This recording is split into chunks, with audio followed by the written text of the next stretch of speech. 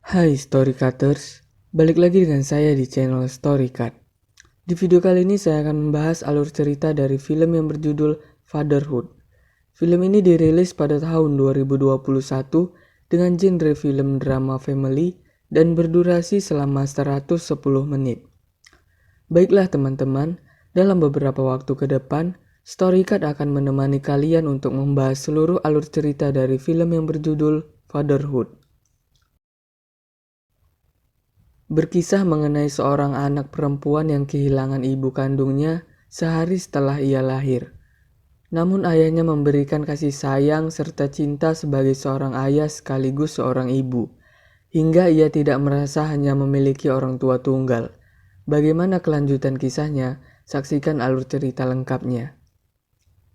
Seorang pria dewasa sedang bermalas-malasan berbaring di atas kasur. Padahal ia harus berpidato untuk pemakaman istrinya.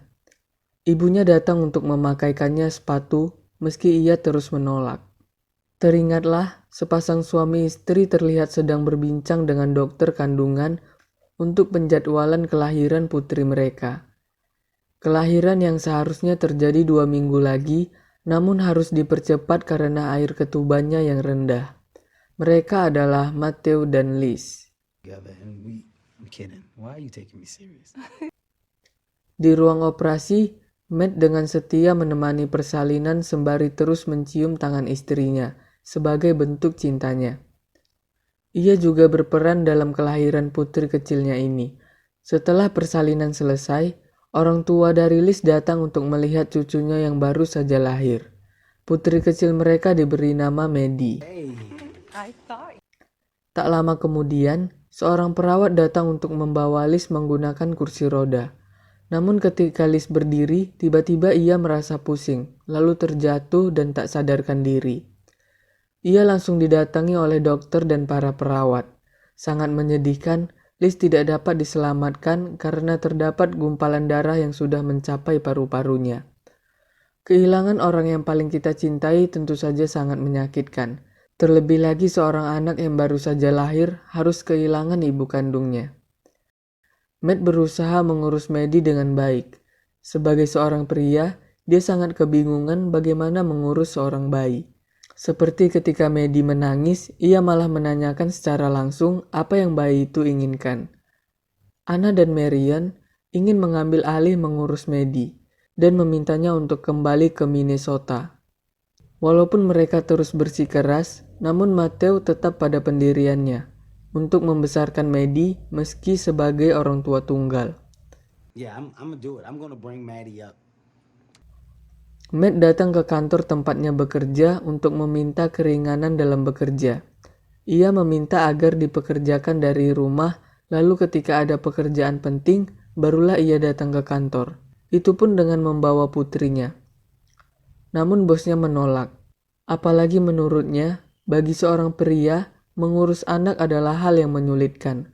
Sempat terjadi sedikit perdebatan di antara mereka. Jesus Christ, Oscar? Yeah. Matt pulang ke rumah. Ia langsung disuguhkan dengan kerewelan kedua ibunya tentang Maddie. Tiba-tiba Jordan datang dengan cemilan di tangannya. Ia semakin menambah kepusingan Matt. Matt berusaha agar Marion dan Anna pulang. Tetapi mereka menolak karena tidak yakin dengan kemampuannya mengurus bayi. Di tengah keributan itu, Jordan datang lagi dengan membawa akuarium kecil yang berisi ikan mas. Namun Matt menolaknya. Setelah banyaknya drama keluarga, akhirnya Marion menyetujui untuk pulang bersamaan saat Anna pulang. Oh, very well. You move your butt back to... Terlihat Jordan dan Matt sedang berbelanja perlengkapan bayi untuk Maddie. Di tengah itu, masih sempat-sempatnya Jordan menggoda kasir supermarket. Setelah selesai berbelanja, mereka langsung pulang ke rumah lalu memasang box bayi. Tidak heran lagi, kedua pria itu masih saja terus bertengkar. You know your daddy is a witch. Terlihat Matt bersama Anna dan Maddie sedang berada di taman. Matt tampak sudah mulai kelelahan menjadi orang tua tunggal. Ia teringat almarhum istrinya yang seharusnya membantunya melakukan semua ini. Tibalah hari di mana Anna dan Marion harus pulang. Meski dengan berat hati, namun demi Maddie, akhirnya mereka bersedia untuk pulang. Matt nampak kegirangan seperti terlepas dari kedua ibunya itu. Matt bingung sekaligus repot dalam hal mengurus bayi. Ia juga dibantu oleh teman-temannya. Matty membawa Maddie kemanapun ia pergi, bahkan saat bermain basket dan bekerja. Semakin hari, Maddie semakin sering menangis. Ia bahkan sangat susah untuk ditenangkan. Matthew mencoba berbagai cara agar dapat membuat Maddie berhenti menangis, namun belum ada yang berhasil. Sewaktu-waktu Matt melihat sebuah ruangan yang bertuliskan perkumpulan orang tua baru. Ia memberanikan diri untuk masuk lalu menceritakan keluhannya mengenai Maddie. Salah satu dari pria ibu-ibu itu pernah mengalami hal yang sama, lalu ia menyarankan agar Matt menggunakan suara penyedot debu untuk mendiamkan Maddie dari tangisannya. Saat malam hari, Matt mempraktekkan hal tersebut dan ternyata berhasil. Maddie berhenti menangis. Keesokan harinya, Matt sedang meeting bersama rekan serta beberapa kliennya. Namun di tengah rapat tersebut, ia mendengar suara tangisan Maddie dan langsung menghampirinya. Kali ini suara penyedot debu itu tidak mampu mendiamkannya. Orang-orang yang ada di rapat itu bergegas ikut menghampiri Maddie, serta memberikan beberapa saran untuk menenangkan bayi itu. Bosnya tampak keberatan dengan adanya Maddie di kantor, yang mengganggu kefokusan Matt. Padahal Matt menyelesaikan presentasinya dengan sangat baik. Matt memutuskan mencoba menggunakan jasa pengasuh bayi untuk merawat Maddie. Putrinya itu tampak lebih tenang daripada saat bersamanya. Namun ide menggunakan pengasuh mungkin tidak tepat untuk saat ini. Saat Matt sedang tertidur, ia terbangun karena suara bel yang dipencet seseorang. Ternyata itu adalah Marian. Marian datang secara tiba-tiba untuk mengingatkan Matt bahwa hari ini adalah jadwal kunjungan dokter. Waktu berjalan dengan begitu cepat. Matt banyak belajar bagaimana menjadi seorang ayah. Ia juga mengurusi urusan rumah tangga yang berkaitan dengan sang anak. Maddie mulai bersekolah di TK yang ibunya inginkan. Ia tumbuh menjadi anak yang cerdas dan ceria. Di antara semua anak perempuan di sekolahnya, hanya Maddie sendiri yang memakai rok. Mungkin karena selama ini tidak ada perempuan di sekitarnya. Ia menjadi seorang putri yang tomboy. Matt bertemu dengan wanita yang ia temui dari pesta ulang tahun kemarin. Wanita itu bernama Lizzie yang biasanya dipanggil Liz. Nama panggilan yang sama dengan almarhum istrinya. Mereka membuat nama panggilan untuk Lizzie menjadi Hank. Hal tersebut menjadi gelak tawa bagi mereka. Go get in the house safe. Hubungan Matt dan Lizzie membuat dirinya sedikit mengurangi waktu untuk Maddie. Seperti ketika Maddie bermain sepak bola, ia tidak menyaksikannya dengan alasan lembur, padahal sedang berduaan dengan Lizzie. Matt dan Maddie pergi ke festival karnaval. Mereka bermain banyak wahana. Maddie tampak menikmati setiap wahana itu, namun berbeda dengan Matt. Setelah selesai mereka pun pergi untuk menemui Lizzie.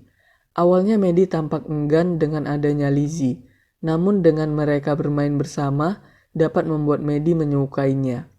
Mereka juga menggambar di dinding rumahnya. Hal tersebut membuat mereka terlihat seperti ibu dan anak. Di sekolahnya, ia dipaksa untuk mengikuti peraturan yang ada. Namun Maddie tetaplah Maddie. Meski telah menggunakan rok, ia tetap melakukan kegiatan seperti yang ia biasanya lakukan, yaitu seperti anak laki-laki. Ia diejek oleh beberapa temannya, hingga itu membuatnya terjatuh. Ia langsung dilarikan ke rumah sakit terdekat karena kepalanya yang harus dijahit. Maddie terus mencari ayahnya, namun sangat susah untuk dihubungi. Beberapa saat kemudian, ia pun langsung datang ke rumah sakit untuk menemui Maddie. Ia langsung ingin membawa Maddie pulang karena trauma yang mengingatkannya pada kematian Liz di rumah sakit ini. Hal tersebut dapat digagalkan karena peringatan dokter padanya bahwa luka Maddie sangat harus dijahit. Look at me. Setelah pulang ke rumah, Lizzie pun datang untuk menjenguk Maddie. Matt memberi peringatan padanya tentang ketakutan yang ia alami pada putrinya selama ini. Lalu ia memutuskan hubungannya dengan Lizzie. Saat di kantor, bosnya mengutus Matt untuk pergi ke Kroasia selama sebulan. Ia sebenarnya tidak ingin meninggalkan Maddie, namun ia tidak punya pilihan lain. Matt pun memutuskan agar Maddie tinggal sementara di rumah nenek dan kakeknya yang berada di Minnesota. Di tengah perjalanan, sempat terjadi sedikit pertengkaran di antara mereka. Putusnya hubungan Matt dengan Lizzie membuat Maddie kesal, karena ia sudah menyukai Lizzie. Maddie suka memanggil Lizzie dengan sebutan angsa.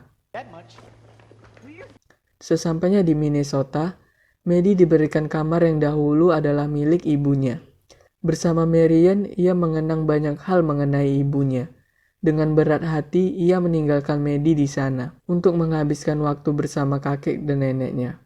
Baginya itu adalah tindakan yang paling tidak egois untuk ia lakukan. Tidak ada Maddie di rumah membuatnya merasa kesepian. Ia tidak bisa jauh dari putrinya itu. Matt dan Jordan sudah sampai di bandara untuk pergi ke Kroasia. Mereka duduk sambil berbincang-bincang. Tiba-tiba Matt teringat banyak momen selama ini telah ia lalui bersama Maddie. Maddie adalah orang yang sangat paling ia suka. Akhirnya ia memutuskan untuk tidak pergi ke Kroasia. Ia segera lari untuk menemui Maddie. Sangat terlihat bahwa mereka saling tidak bisa tanpa satu sama lain. Matt membawa Maddie pulang, lalu mereka mendatangi Lizzie dengan membawa bunga untuk memperbaiki hubungan Matt dan Lizzie. Hal tersebut berhasil, mereka kembali menjalin hubungan lagi. Tamat.